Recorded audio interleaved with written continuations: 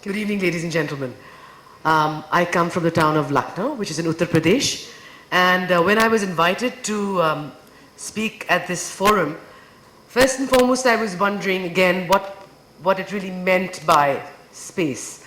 All of us have had the same question.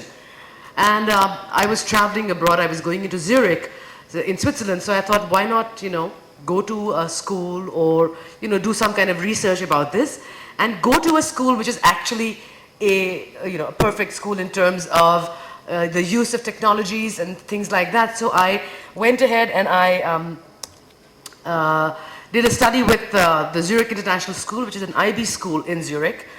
And just to get an idea, I also interviewed the principals there, and you can read whatever they said to me there, to understand how to give personalized space to children in the classroom and how it works. Does it really work? Because here in India right now, we are not either ready, nor do we have the infrastructures, nor do we have the right environment to fully accept this personalized space concept. So I thought, let me go to a school that's got it all. It's a green school, does not use paper of any kind. Everything is online, including their homework, everything. They have blogs.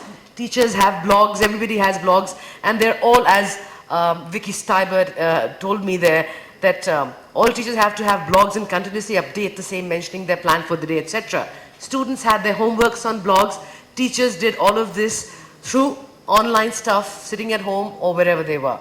So this was how it went in the primary school, and we went to the senior school or the middle school. Here was something that I really liked. What David said to me was that focusing on mastering and not achievement was their deal. India is an achievement-centric country, and therefore we do not give the child the space to learn at his own pace. We tell him exactly what to learn and how to learn it and how to reproduce it and get on with his examination. But there it was about focusing and not mastering and not really achievement.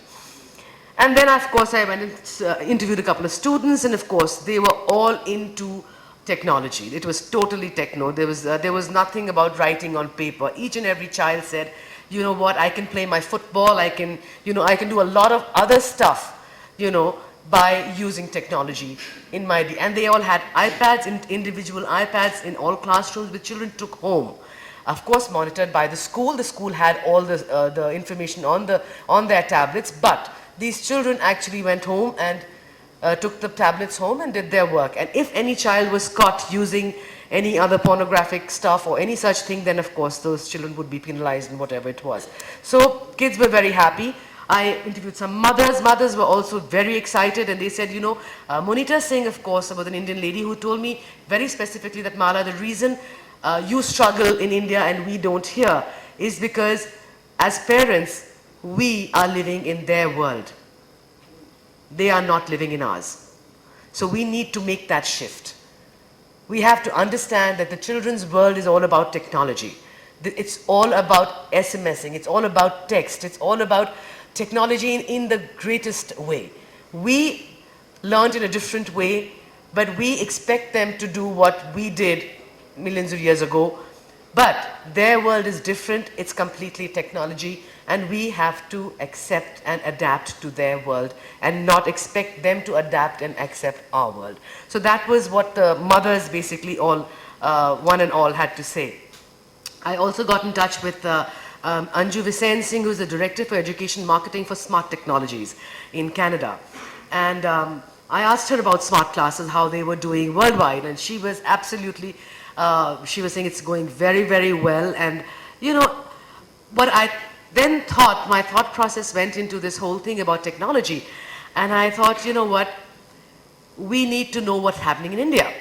So when I came back, I said, why don't I go and meet up with the two bodies that frame all our curriculum, which is the CBSE and the CISCE board. And I went and met up with Mr. Vineet Joshi, who's the chairman of the CBSE board. And here was a man who was very much techno, wanted to go into it, and was very clear about the fact that they were going to be incorporating technologies into classrooms and things like that. And he told me that every school now affiliated to CBSE and those seeking would have to have one smart class as mandatory. So that was something. All the higher education applications would have to go online and have gone online. They did their pilot this year.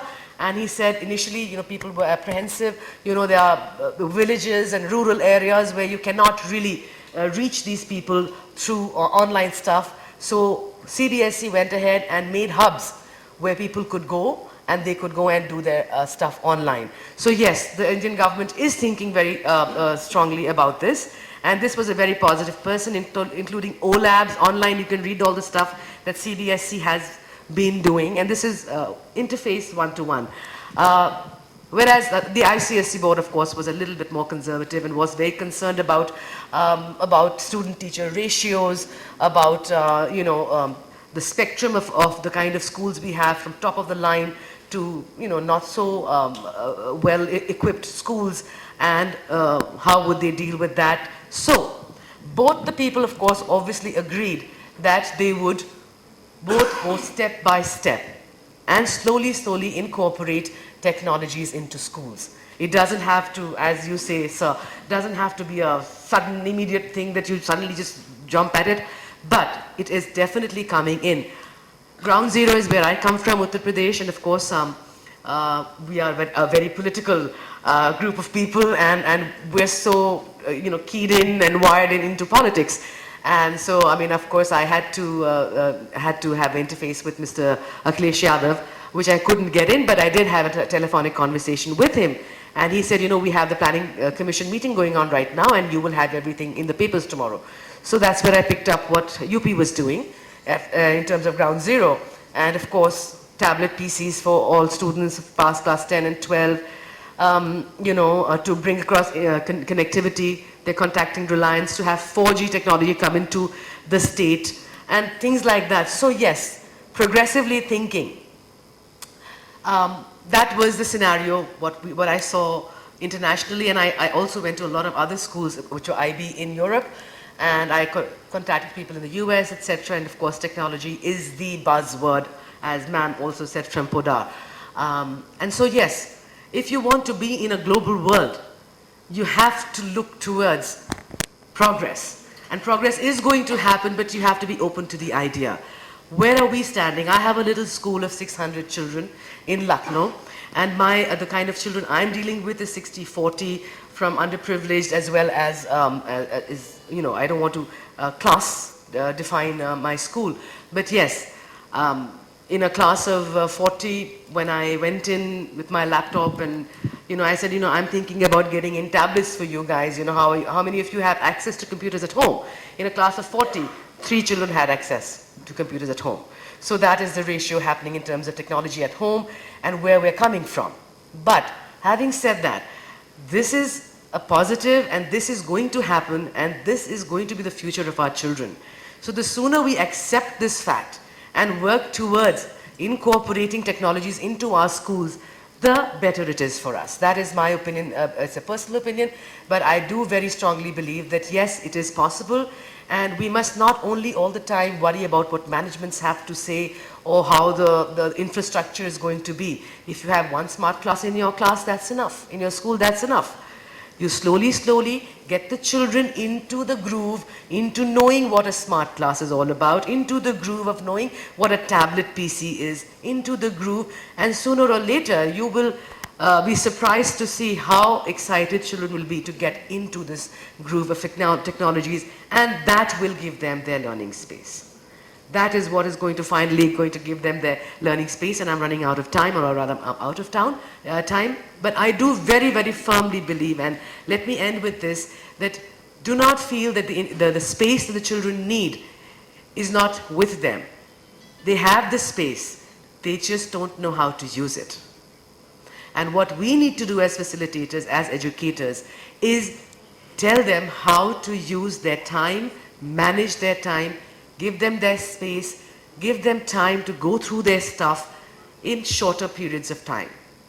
Rather than mulling over and going over the lecture way of things, I personally feel train them, teach them technologies. They will be quicker, they will be faster, and they will be with the world. Thank you very much, ladies and gentlemen.